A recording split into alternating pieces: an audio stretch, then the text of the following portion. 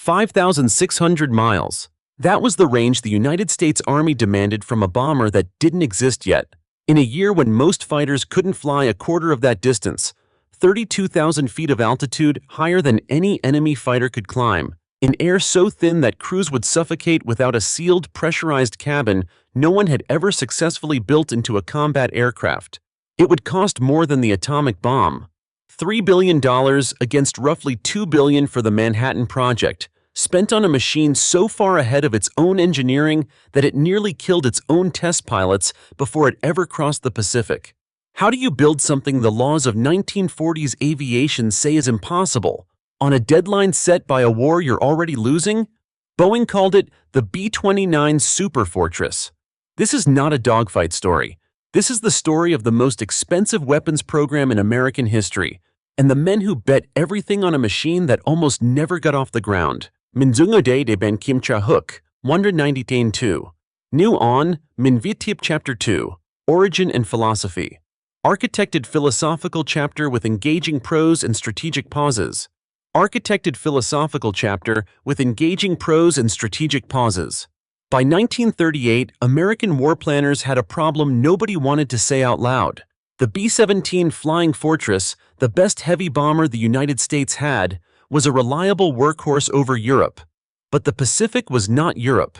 If Japan overran the islands, America needed as forward bases, the only bombers left in range would be flying from bases thousands of miles away, distances the B-17 simply could not cover, carrying a bomb load it could not carry, at an altitude its engines could not reach.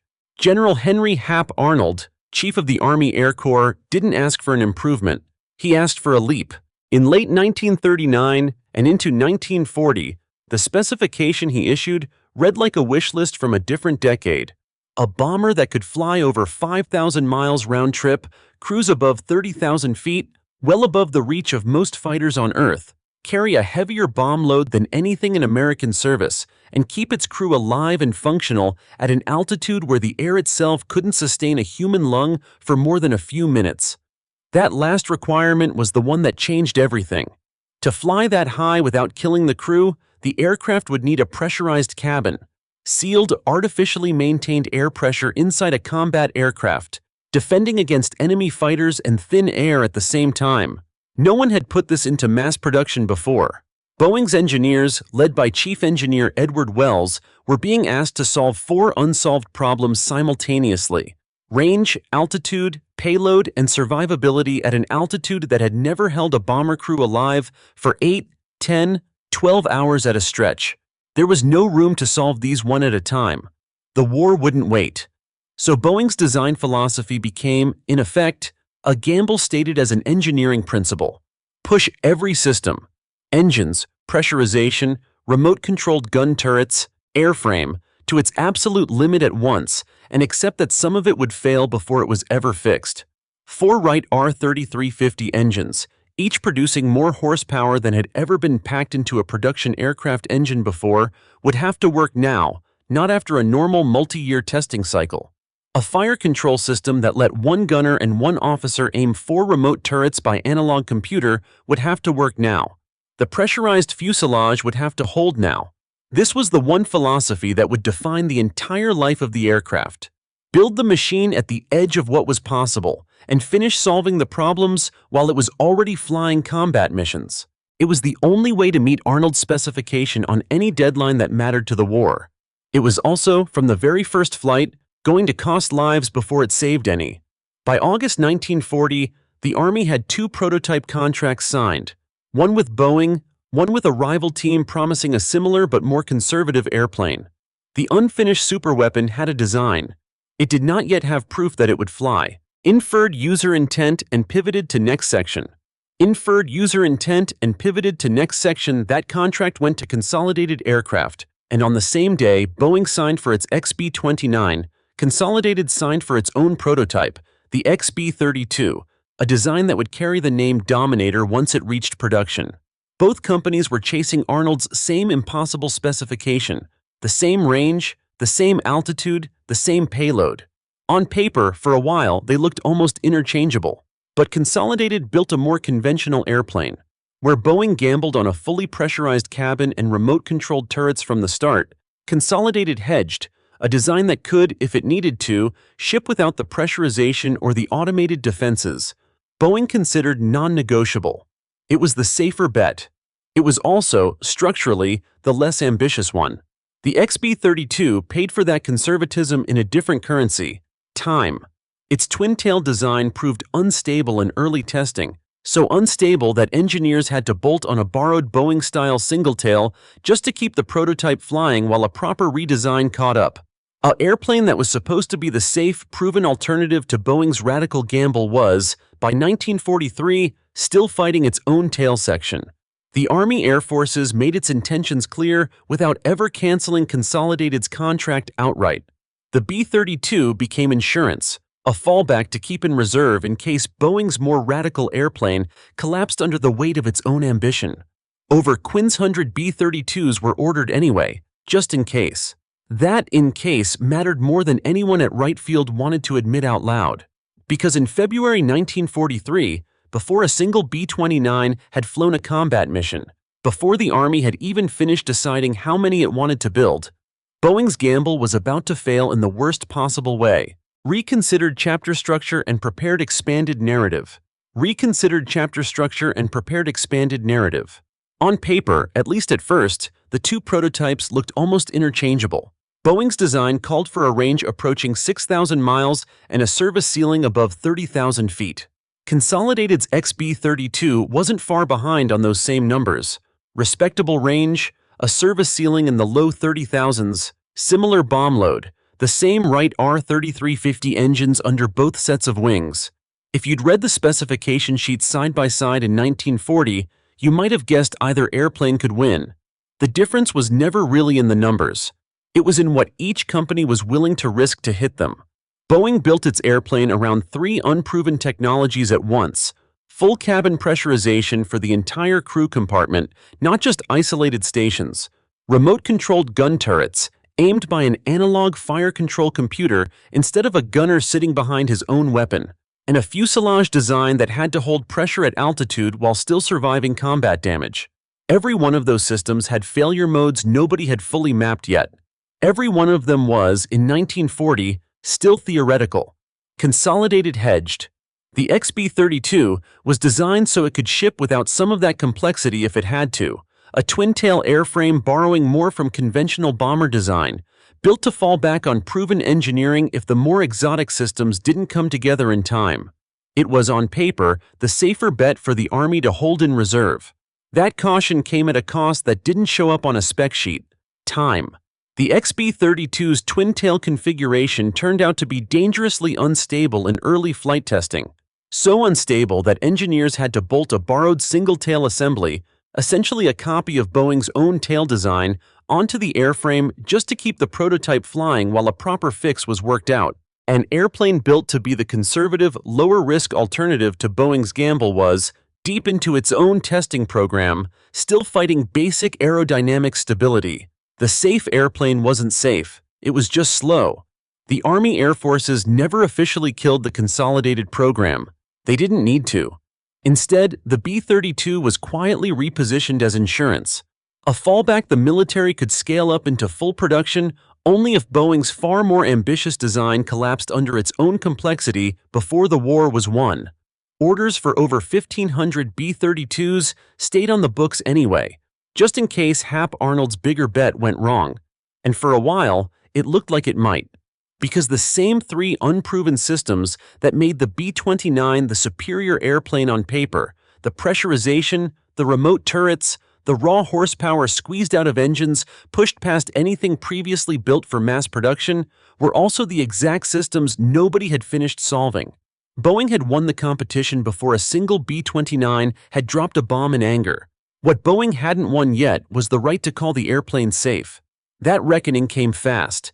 In February 1943, more than a year before the first B-29 would fly a combat mission over Japan, before the Army had even finished deciding exactly how many it wanted built, the gamble Boeing had made on those Wright R-3350 engines was about to fail in the worst way an aircraft program can fail: in the air, over a city, in front of everyone.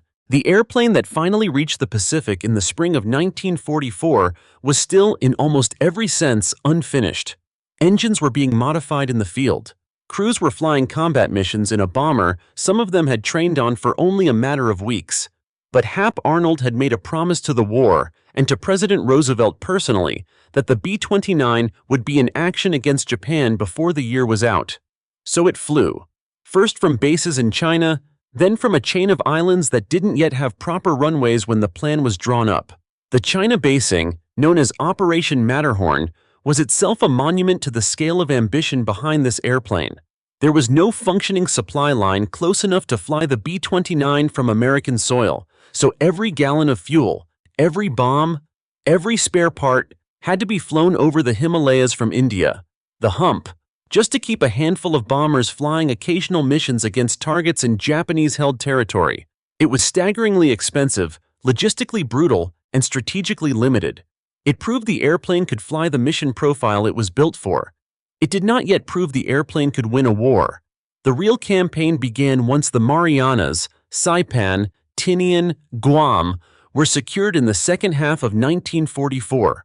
Army engineers built runways capable of handling the B-29's weight in a matter of weeks, and by November, bombers were flying from islands close enough to reach the Japanese home islands and return without refueling in the air.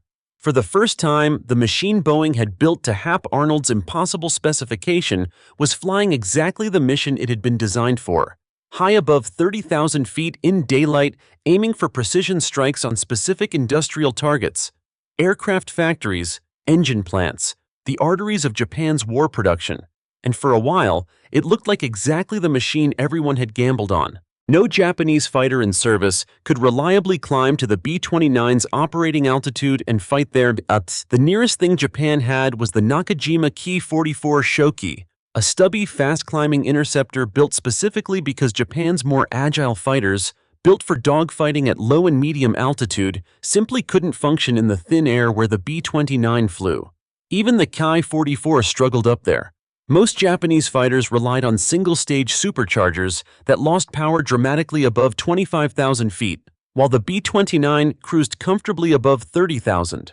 Japanese pilots would claw their way up to intercept a formation of bombers, arrive with barely enough control authority left to line up a shot, fire once, and fall away, engines gasping in air too thin to keep them competitive. It got so difficult to shoot a B-29 down through conventional gunnery that by February 1944, the Japanese Army Air Force was already circulating pamphlets advocating something close to a last resort: ramming.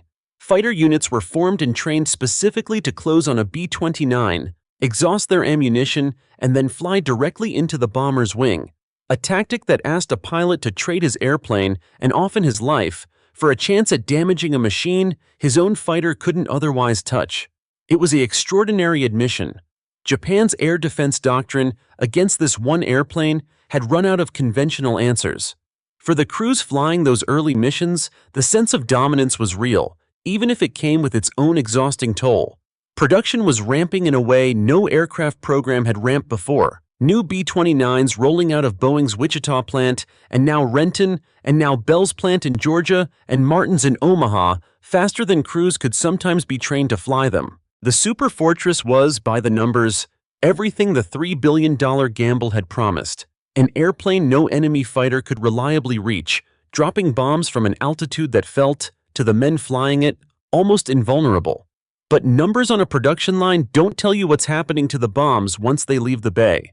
And by the winter of 1944 into 1945, American planners in the Marianas were quietly running into a problem that had nothing to do with Japanese fighters at all, a problem written into the very altitude that made the B-29 feel so safe.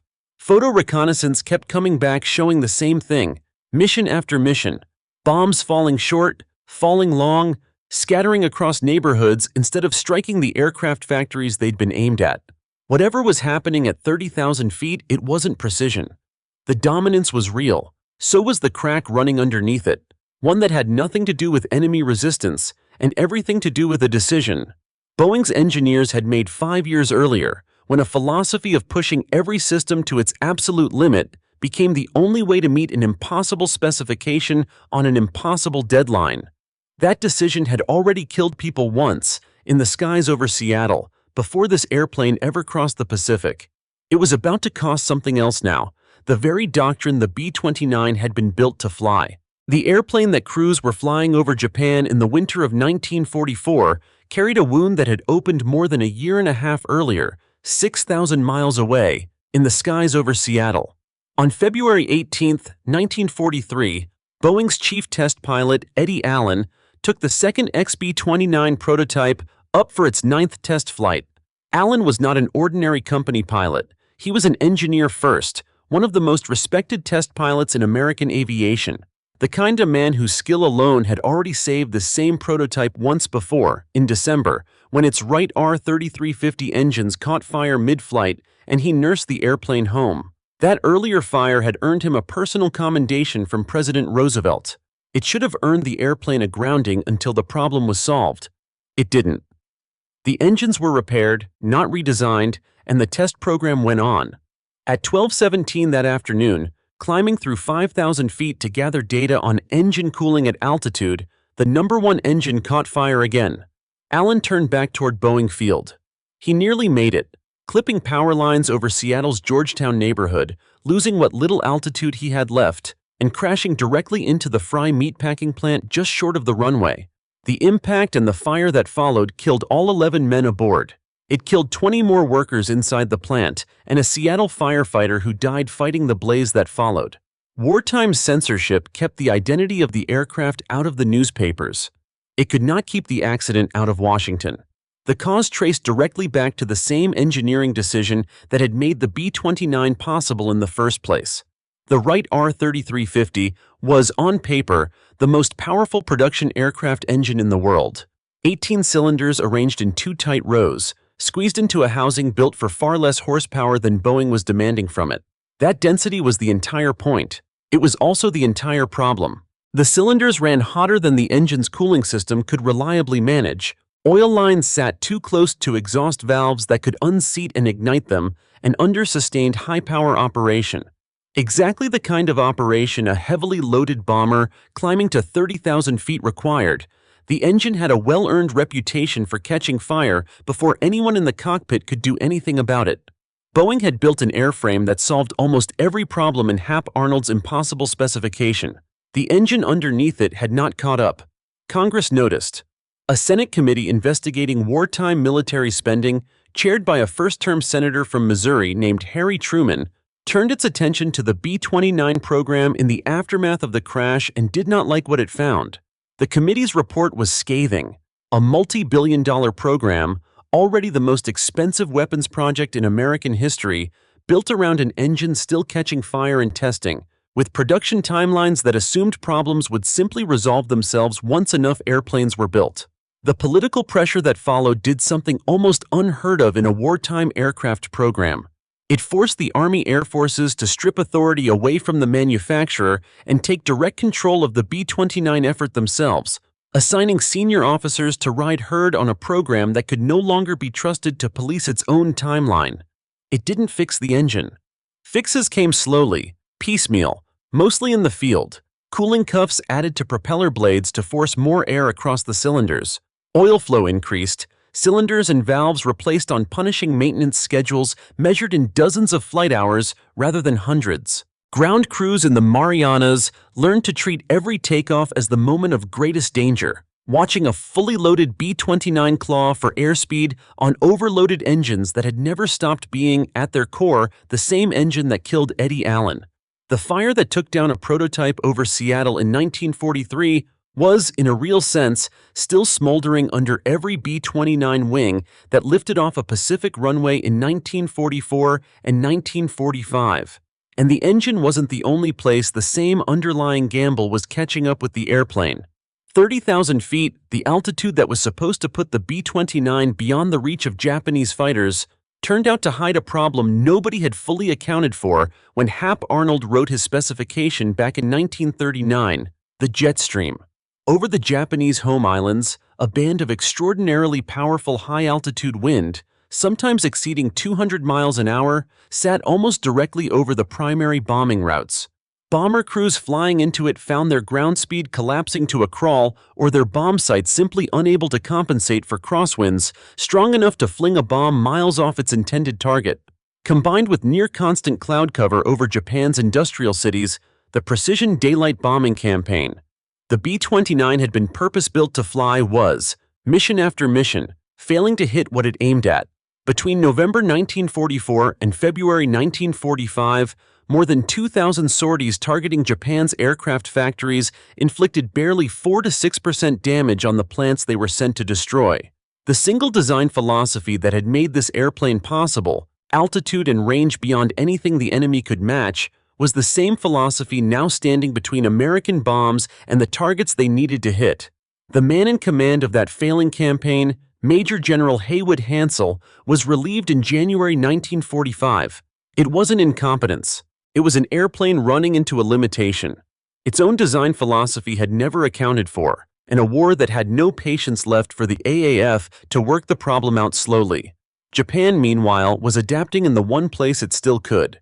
Unable to match the B-29 in a straight fight at altitude, Japanese engineers rushed forward a turbo-supercharged variant of the twin-engine Kawasaki Ki-45, a fighter modified specifically to claw up into the B-29's operating altitude and hold enough power there to fight, rather than simply arrive gasping and out of options.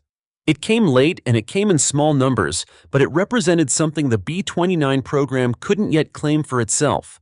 An enemy learning faster than expected, closing a gap that was supposed to be permanent.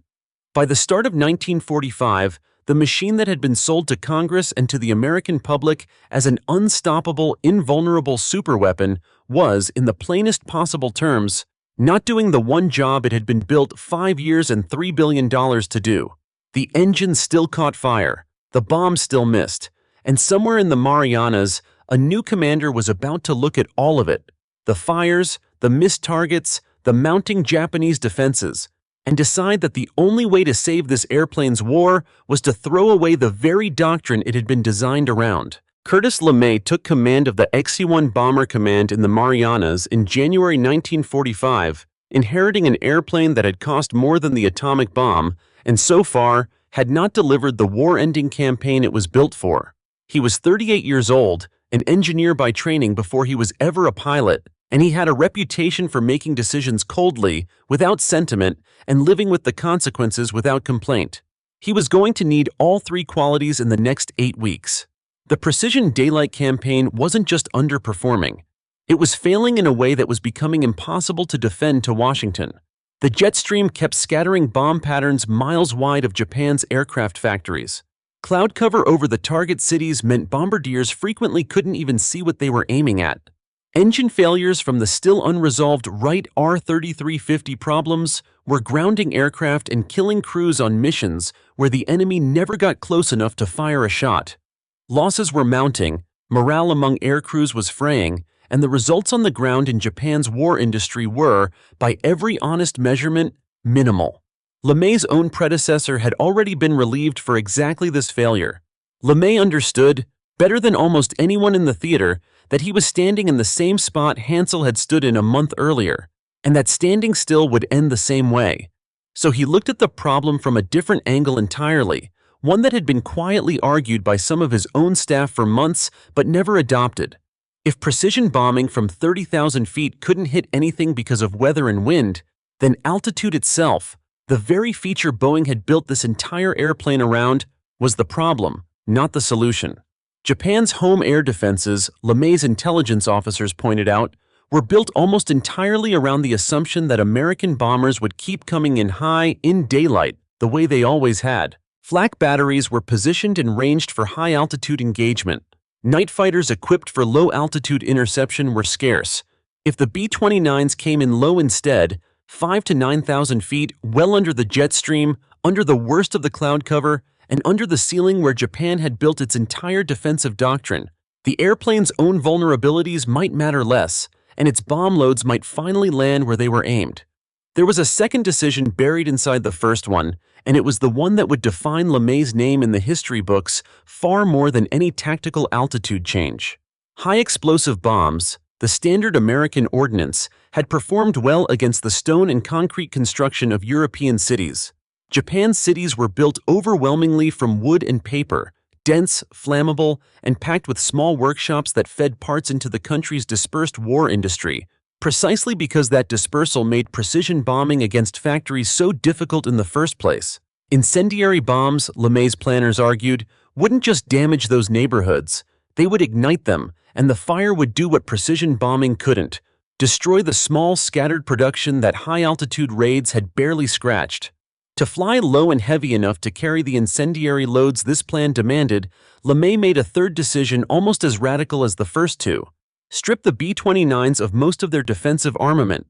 An airplane built from its earliest design specification around remote-controlled gun turrets and a fire control computer, the very systems that had made this the most technologically ambitious bomber ever built, would go into its most consequential mission of the war, carrying as few of those guns as the crews could get away with, trading defense for bomb tonnage on the bet that low-altitude darkness would protect them better than firepower ever could. It was, in every sense, a bet against the machine's own design philosophy. Boeing had built the B-29 to fly high, precise, and heavily armed. LeMay was about to send it in low, indiscriminate, and stripped bare, because the thing that was supposed to make this airplane invincible had so far made it merely expensive. He did not ask permission first. LeMay later admitted, with the same flatness he applied to most decisions, that he chose not to inform his superior, General Hap Arnold, the same Hap Arnold who had written the original impossible specification back in 1939, the same man whose promise to Roosevelt had rushed this airplane into combat before it was finished, of the full scope of the tactical change before it happened. His reasoning was as blunt as the decision itself. If the plan failed, Arnold could simply relieve him of command, the same way Hansel had been relieved a month earlier. If it succeeded, there would be time to explain it afterward. Either way, LeMay wasn't going to lose the war waiting for a reply from Washington. Aircrews who found out what they were being asked to do reacted with something close to disbelief. Flying into a heavily defended enemy capital at under 9,000 feet, at night, with most of their guns removed, felt to many of them less like a bombing mission and more like a mission they weren't expected to survive. LeMay didn't dress it up. He gave the order anyway and set the date: the night of March 9th into March 10th, 1945. Target: Tokyo. 300 and some B-29s. The same airplane that had nearly died in a Seattle test flight, the same airplane still fighting its own engines 2 years later, the same airplane whose entire reason for existing was to fly high and precise, were about to fly the exact opposite mission it was built for, over the largest city in the largest country the United States had ever bombed, on the personal authority of one general who hadn't asked anyone for permission. The sirens over Tokyo went off just after midnight and almost no one moved. They had gone off too many times before, warning of raids that never came or passed over for other targets, and the city had learned, fatally, to treat the alarm as a background noise rather than instruction. Radio broadcasts meant to warn residents carried inaccurate information about where the bombers were headed, and false confidence did the rest. As the first Pathfinder aircraft crossed the coast just after midnight on March 10th, most of Tokyo was still asleep. The B-29s came in low, exactly as LeMay had ordered, between 5,000 and 9,000 feet, well under the altitude Japan's air defenses had spent 2 years preparing to fight at. Flak batteries built and ranged for high-altitude interception found the bombers passing almost beneath their effective envelope. Night fighters capable of engaging at this altitude were scarce and confused, and largely unable to organize a coherent response before the bomb bays opened.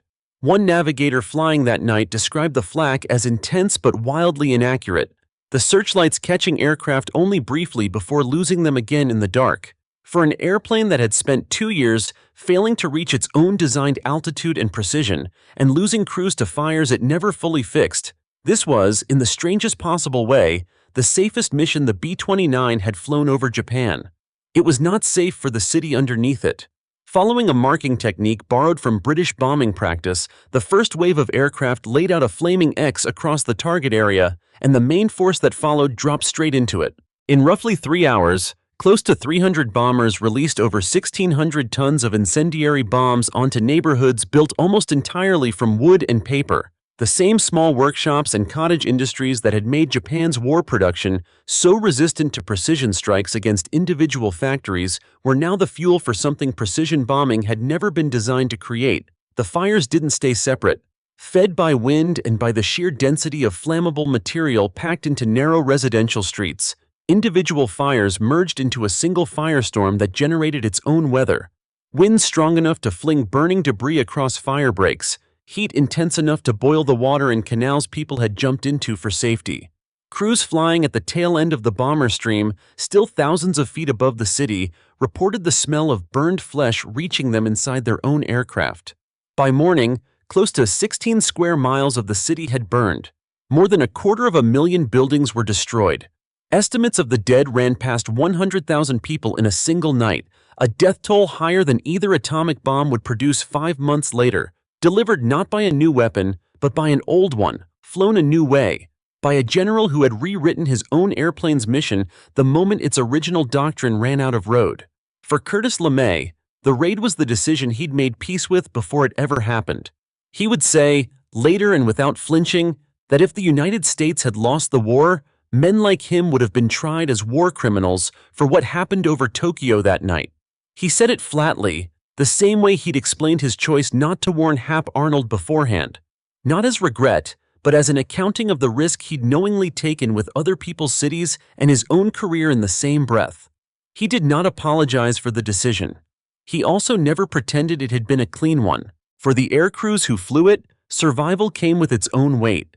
Men who had trained for high-altitude precision missions against factories found themselves instead flying low and unarmed over a burning residential capital, breathing the smell of 100,000 deaths through their oxygen masks on the way home. Some of them would spend the rest of their lives certain the mission had shortened a war that would otherwise have cost far more American lives on the ground in an invasion of Japan. Some of them never fully made peace with what they'd been part of. Both of those things were true inside the same cockpit on the same night, and for the program itself, the airplane that had cost more than the Manhattan Project, that had killed its own chief test pilot and 20 bystanders in a Seattle meatpacking plant 2 years earlier, that had spent a year failing to hit the targets it was purpose-built to destroy from 30,000 feet. March 10, 1945, was the night the B-29 finally did, brutally and unmistakably, what $3 billion had been spent to make it capable of doing. Not the mission Boeing's engineers had designed it for in 1939.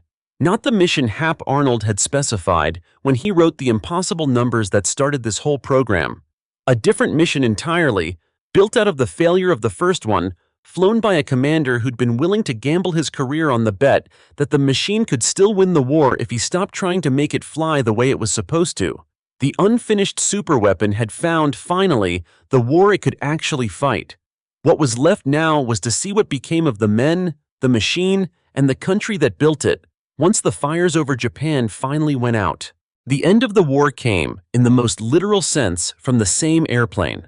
On August 6, 1945, a B-29 named Enola Gay dropped the first atomic bomb ever used in combat over Hiroshima. 3 days later, a second B-29, Boxcar, dropped a bomb over Nagasaki. 2 aircraft out of thousands built to the same specification, flown from the same island bases, delivering the weapon that ended the war within days of that final mission, becoming, in the process, the only bomber in history to have dropped a nuclear weapon on a populated city, let alone 2.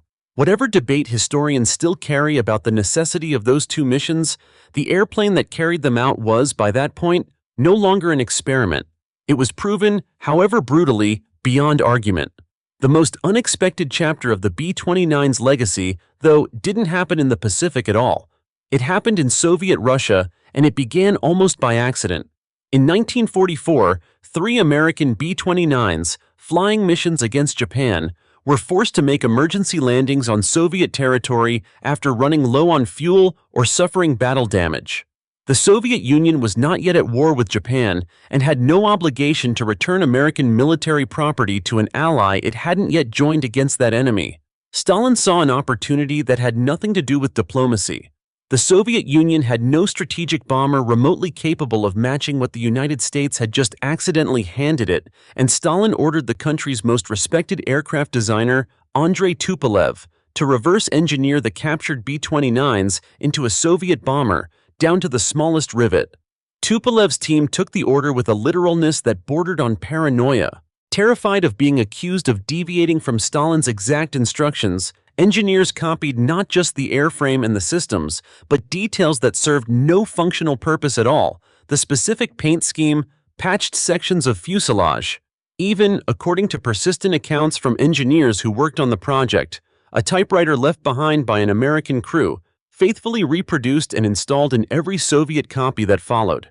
In under 2 years, working without access to some of the exact materials and alloys the original had used, Tupolev's team had a flying prototype. It was, from the outside, almost indistinguishable from the American aircraft it had been stolen from. The Soviets named it the Tupolev Tu-4. NATO would later call it the Bull. When it debuted publicly at a 1947 air show, American observers watching from the ground initially assumed they were looking at repainted, captured B-29s. They weren't.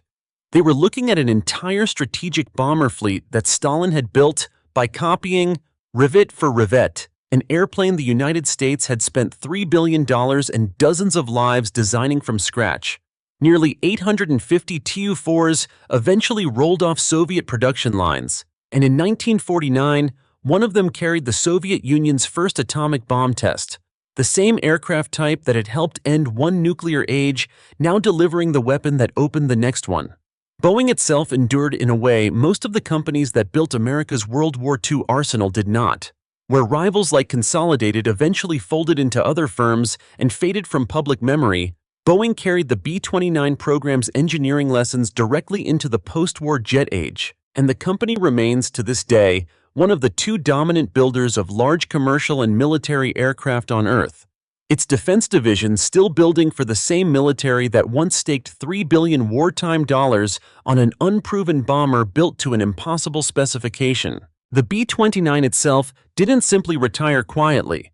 Its basic airframe, re-engined with more powerful and more reliable Pratt & Whitney engines. Once the Wright R-3350's reliability problems were finally solved for good, continued in American service into the 1950s as the B-50, and versions of the design flew reconnaissance, weather, and tanker missions well beyond the war that built it.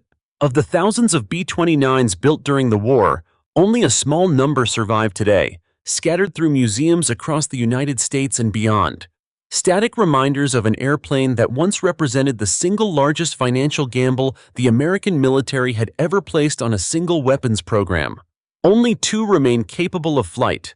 One, known as Phi-Phi, is maintained and flown by the Commemorative Air Force. The other, Doc, flies under the care of a dedicated restoration organization that spent decades bringing it back from a derelict hulk in the Arizona desert to airworthy condition. Every time either aircraft lifts off today, it carries into the sky the same four-engine silhouette that once flew through anti-aircraft fire over Tokyo, the same pressurized fuselage that was supposed to solve every problem in 1939 and solved most of them just in time to end a war 6 years later. The verdict history has settled on the B-29 is not a simple one, and it was never going to be. The airplane's own design philosophy, push every system to its absolute limit simultaneously and finish solving the problems while the war was already being fought, killed people before it saved anyone, in a Seattle meatpacking plant in 1943 and in the skies over Japan long after. That same philosophy also built the only aircraft on Earth capable of reaching Japan, absorbing 2 years of its own unsolved failures, and still ending the deadliest war in human history in less time than it took some of its rivals just to fix a tail assembly. Set two philosophies side by side, and the entire story of the Pacific Air War sits between them. Consolidated built caution, a twin-tail airframe designed to fall back on proven engineering. If the harder problems didn't come together in time, a bomber built not to fail, and so, for years, a bomber that also never quite arrived. It was insurance. It sat in reserve. It cost the Army Air Forces almost nothing in risk, and it very nearly cost them the war, because an airplane built never to fail is also an airplane built never to lead. Boeing built ambition without a safety net. Every system pushed to its absolute limit at once, pressurization, remote fire control, an engine squeezed for more horsepower than had ever been asked of a production aircraft engine before, with the understanding, spoken or not, that some of it would fail before anyone finished fixing it. That philosophy killed Eddie Allen and his crew over Seattle in 1943. It killed engines mid-flight over the Pacific for 2 more years after that. It failed, specifically and repeatedly, at the one job it was built 5 years and $3 billion to do: precise bombing from an altitude no enemy could touch. And then, stripped of the doctrine it was designed around, flying low instead of high, unarmed instead of defended, at night instead of by day, that same unfinished, overambitious airplane did something Consolidated's careful bomber never got the chance to do. It ended the war. 5,600 miles, 32,000 feet. A specification written in 1939 that sounded, on the day Hap Arnold signed it, like something no one could actually build. They built it anyway. It cost more than the bomb that ended the war. And in the end, that was almost the point.